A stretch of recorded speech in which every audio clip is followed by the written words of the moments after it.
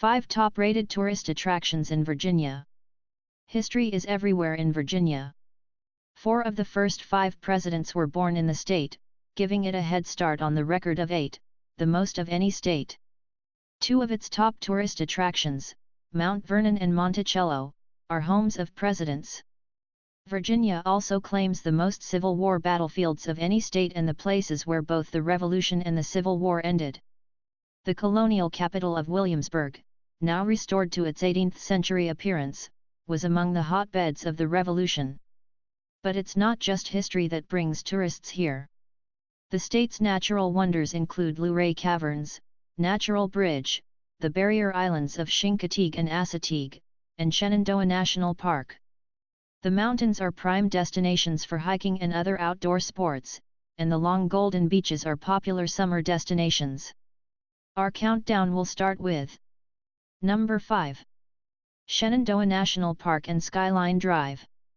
In the center of Virginia, Shenandoah National Park protects portions of the Blue Ridge Mountains, which range in height between 2,000 and 4,000 feet. Along their crest and running the length of the park is the Skyline Drive, the northern continuation of the Blue Ridge Parkway, with stopping points to enjoy the views and attractions, including President Hoover's summer residence and the Old Cave Cemetery below Dark Hollow Falls. You can find information about hiking trails at the park entrances. Flowering trees and shrubs are at their finest in spring and summer, but the park is best known for its autumn colors in October. Only a short drive west from the Skyline Drive on US 211 are Luray Caverns containing magnificent formations of stalactites and stalagmites. One of the cave's highlights is the world's only stalactite organ, where the stalactites resonate when struck with rubber mallets. Moving on to Number 4. Mount Vernon. George Washington's home from 1754 until his death 45 years later, Mount Vernon was a work in progress under Washington's close supervision, even while he was leading the Continental Army during the Revolution. The architectural design, construction, and even interior decor in each renovation and addition received his personal attention, resulting in the gracious 21-room plantation house you see today. You may be surprised at the vivid paint and wallpaper colors throughout the house, but these shades were popular in the late 18th century. The bright green walls in the new room were Washington's favorite. Unlike many historic homes, Mount Vernon is filled with personal reminders of George and Martha Washington, family portraits, crests, and the couple's belongings. The grounds and gardens overlooking views of the Potomac River were a great pride of the first president, and again he took a personal part in their planning and care. He chose a less formal and more natural plan than his predecessors, reshaping the lawns and paths and planting native species of trees and shrubs. The outbuildings have been preserved or reconstructed, and you'll often see the many skills used on the plantation demonstrated: blacksmithing, plowing, sheep shearing, weaving, even grinding grain at the water-powered grist mill. Our countdown continues with Number 3. Monticello and Charlottesville. One of the finest country houses in the United States and one of the most visited presidential homes, Thomas Jefferson's Monticello is a Palladian-style mansion he designed himself, inspired by a villa outside Vicenza, Italy. He continued altering and improving it over a period of 40 years, from 1768 to 1809.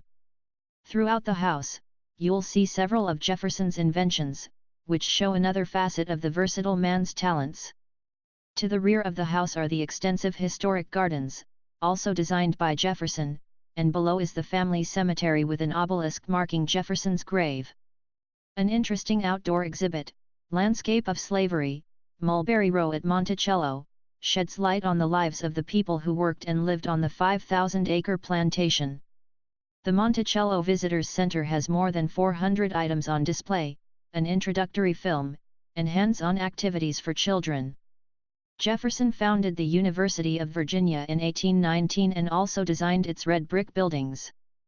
Be sure to see the outstanding rotunda. Fans of Edgar Allan Poe can see his room in the West Building. The university's art museum has a permanent collection of American, European, and Asian art. Not far from Monticello is Ashlawn Highland, the country house of President James Monroe, with beautiful period gardens. At Mickey Tavern, built during Jefferson's time, you can dine in 18th century surroundings. Moving on to Number 2. Virginia Beach.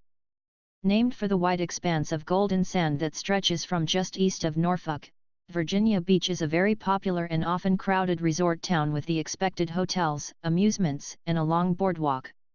If the Atlantic Ocean is not warm enough for the children, take them to the 19-acre Ocean Breeze Water Park, with Caribbean-themed water slides, a wave pool, and water playground.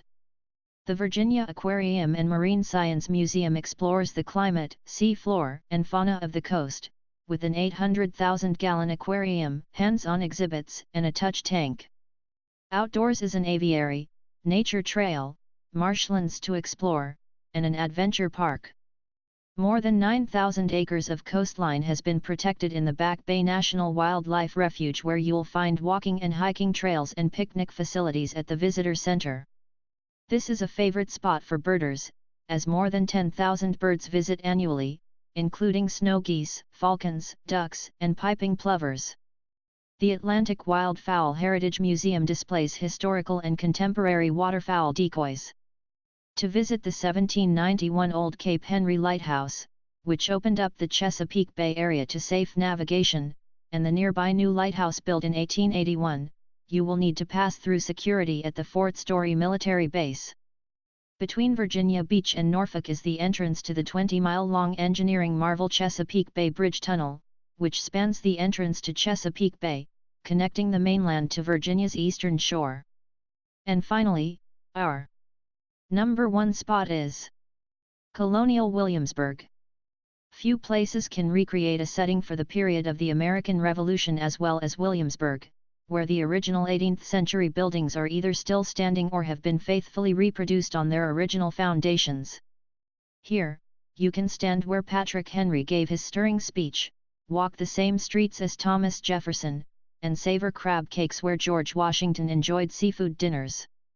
Williamsburg was the capital of Virginia from 1705 and throughout the Revolution, and the final battle of the war was fought nearby, so it was a hotbed of the independence movement, along with being one of the most prosperous and politically active colonial capitals. Costumed interpreters help show what life was like for the gentry, the farmers, and the slaves that lived and worked here, and frequent reenactments add color and action that makes Williamsburg fun to visit for all ages. In addition, you can visit 2 outstanding museums of folk and decorative arts and dozens of authentically recreated colonial gardens.